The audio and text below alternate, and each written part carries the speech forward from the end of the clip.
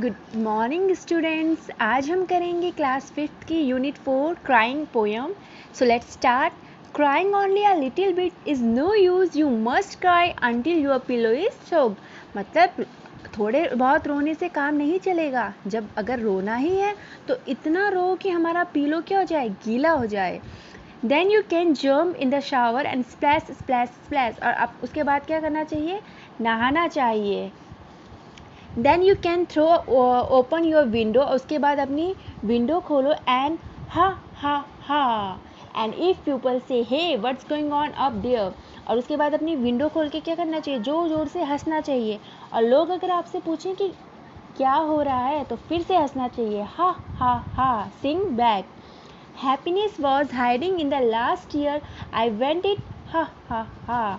तो वो बोलता है कि जो हमारी खुशी होती है, हमारे जो आखिरी आंसू होता है उसमें छिपी हुई होती है। ठीक है, तो वो वापस से हंसता है, हा हा हा। सो ये हमारी पोयम थी क्राइंग। अब हम इसके न्यू वर्ड्स देख लेते हैं। शोक्ड, शोक्ड का मतलब होता है कंप्लीटली वेट, मतलब पूरी तरीके से गीला। नेक्स्ट है शावर।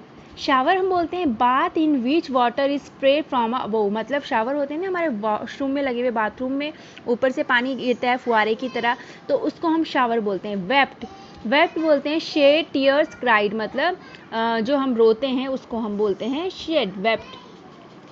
नेक्स्ट है according to the poem should you cry a little or should you cry a lot.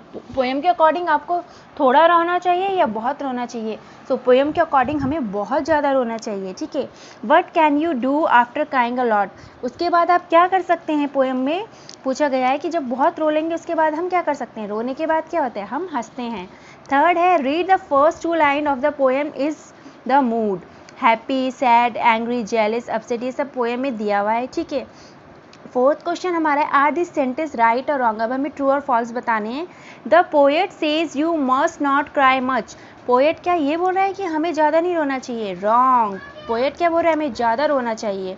The poet says that you should cry till your pillow is soaked, क्या poet ये बोल रहा है कि हमें तब तक रोना चाहिए जब तक हमारा पिल्लो गीला ना हो जाए, right. The poet says the after crying you should open the window and laugh so that people will see that you are happy।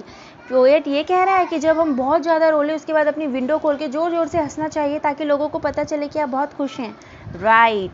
Question number 4 हमारा है the poet says that you should open the window and show people that you are crying, wrong. People क्या बोल रहा है, हमें लोगों को दिखाना चाहिए कि हम बहुत खुश हैं।